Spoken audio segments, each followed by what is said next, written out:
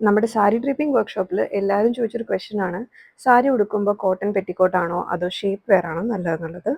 ഇപ്പോൾ ഒരുപാട് പേര് ഡിബേറ്റ് ചെയ്യുന്ന ഒരു ടോപ്പിക്കും കൂടെ ആണല്ലോ അല്ലേ അത്. അപ്പോൾ ഞാൻ എൻ്റെ അഭിപ്രായം പറയുന്നത്, എനിക്ക് ഏറ്റവും കംഫർട്ടബിൾ ആയിട്ടുള്ളത് നമ്മുടെ നോർമൽ കോട്ടൺ പെറ്റിക്കോട്ട് തന്നെയാണ്. ഞാൻ ഷേപ്പ് വെയർസ് സജസ്റ്റ് ചെയ്യാത്തതിൻ്റെ മെയിൻ റീസൺ, നമുക്ക് വളരെ കുറച്ച് ടൈമിലേക്കാണെങ്കിൽ അത് ഉടുക്കാൻ ഓക്കെ. അല്ലാതെ നമ്മൾ കുറച്ച് കൂടുതൽ ടൈം ഒരു 3-4 മണിക്കൂറൊക്കെ സാരിയിൽ നിൽക്കുകയാണ് ഒരു ദിവസം, അതുമാത്രമല്ല നല്ല രീതിയിൽ വിയർക്കുന്ന സ്ഥലത്താണ്, ചൂടുള്ള സ്ഥലത്താണെന്നുണ്ടെങ്കിൽ ഒരു 1-2 മണിക്കൂറിനപ്പുറം നമുക്ക് ഈ ഷേപ്പ് വെയറിൽ പിടിച്ചു നിൽക്കാൻ പറ്റില്ല. കാരണം ഇത് കാലിൻ്റെ അവിടെയൊക്കെ നല്ല രീതിയിൽ ടൈറ്റ് ആയതുകൊണ്ട് കുറച്ച് ടൈം കഴിയുമ്പോഴത്തേക്കും പിന്നെ നമുക്ക് പ്രോപ്പറായിട്ട് നടക്കാൻ പോലും പറ്റാത്തൊരവസ്ഥയിലേക്ക് എത്തും. കാരണം പലപ്പോഴും ഈ ഷേപ്പ് വെയറിൻ്റെ മെറ്റീരിയൽ ഇലാസ്റ്റിസിറ്റി ഉള്ള മെറ്റീരിയലാണ്. കോട്ടൺ പോലെ ഒട്ടും ബ്രീത്തബിൾ ആയിരിക്കത്തില്ല.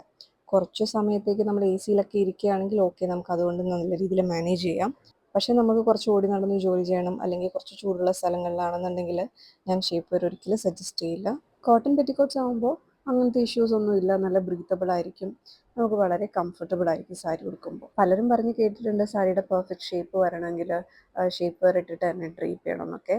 പക്ഷെ അത് വെറും മിത്താണ്. സാരിയുടെ പെർഫെക്റ്റ് ഷേപ്പ് വരുന്നത് അത് നല്ല രീതിയിൽ ഡ്രേപ്പ് ചെയ്യുമ്പോഴും അത് നല്ല കോൺഫിഡൻ്റ് ആയിട്ട് ക്യാരി ചെയ്യുമ്പോഴുമാണ്. നമ്മളപ്പോൾ ഇൻ ആൻഡ് ഔട്ട് നല്ല കംഫർട്ടബിൾ ആയിട്ട് ഇരുന്നാൽ തന്നെ നല്ല കോൺഫിഡൻസിൽ നമുക്ക് സാരി ക്യാരി ചെയ്യാൻ പറ്റും.